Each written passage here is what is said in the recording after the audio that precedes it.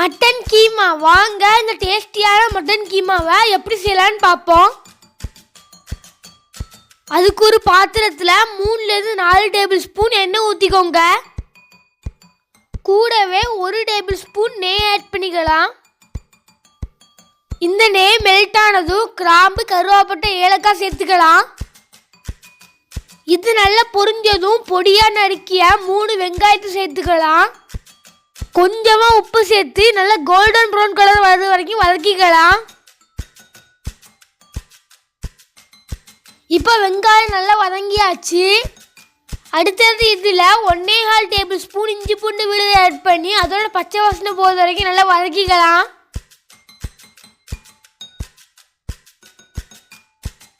இப்போ இஞ்சி பூண்டோட பச்சை வாசனை நல்லா போயாச்சு.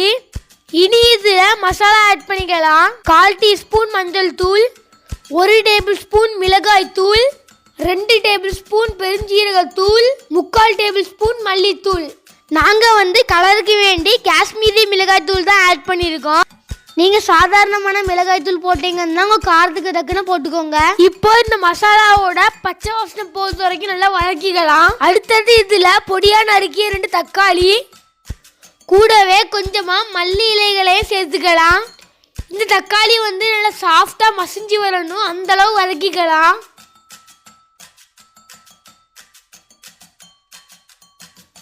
இப்போ பாருங்க தக்காளி நல்லா சாஃப்டாக வெந்தாச்சு. இனி இதில் மட்டன் கொத்துக்கறி ஒரு 1/4 கிலோ சேர்த்துக்கலாம். உங்களுக்கு கொத்துக்கறி கிடைக்கலன்னா போன்லெஸ் பீசஸ் எடுத்து மிக்சியில் போட்டு கொரப்பாக அரைச்சி எடுத்துக்கோங்க. இனி இந்த மட்டனை ஒரு 2-3 நிமிஷம் நல்லா வதக்கிக்கிட்டே இருக்கணும். அப்பந்தான் அது உதிரியாக நல்லா பிரிஞ்சு வரும்.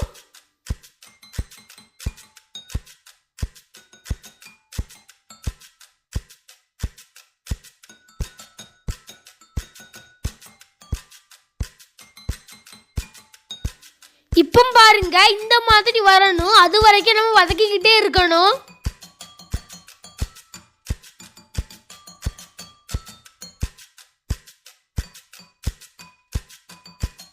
இனி இந்த கீமாவை வேக வைக்கணும். அதுக்கு வேண்டி நம்ம 1 கப் தண்ணி ஊற்றிக்கலாம். அப்புறமா ஒரு 2 பச்சை மிளகாயை கட் பண்ணி போட்டுக்கலாம். நம்ம பச்சை மிளகாயை முதலே போட்டுருந்தா நல்லா குக்காவே மசிஞ்சு போயிடும், அதனால இந்த டைம்ல போட்டுக்கோங்க. இனி இதுல கொஞ்சமா உப்பு சேர்த்து நல்லா மிக்ஸ் பண்ணிக்கலாம். உப்பு பார்த்து குறைவா போட்டுக்கோங்க. ஏன்னா இந்த கீமா குக்காய் வரும்போது தண்ணியெலாம் வத்திரும். இந்த டைம்ல நீங்க நிறைய போட்டுட்டீங்கன்னா ஃபைனலா உங்களுக்கு உப்பு நல்லா அதிகமாயிரும். அதனால கொஞ்சம் குறைவாவே போட்டுக்கோங்க. இனி இது லிட் வச்சு க்ளோஸ் பண்ணி 15 நிமிஷம் லோ ஃப்ளேம்ல வச்சு குக் பண்ணிக்கலாம். இடையில நீங்க லைட்டா ஓபன் பண்ணி 2-3 தடவை கிளறி விட்டுக்கோங்க. இப்போ பாருங்க அழகா எண்ணெயெல்லாம் பிரிஞ்சு வந்திருக்கு.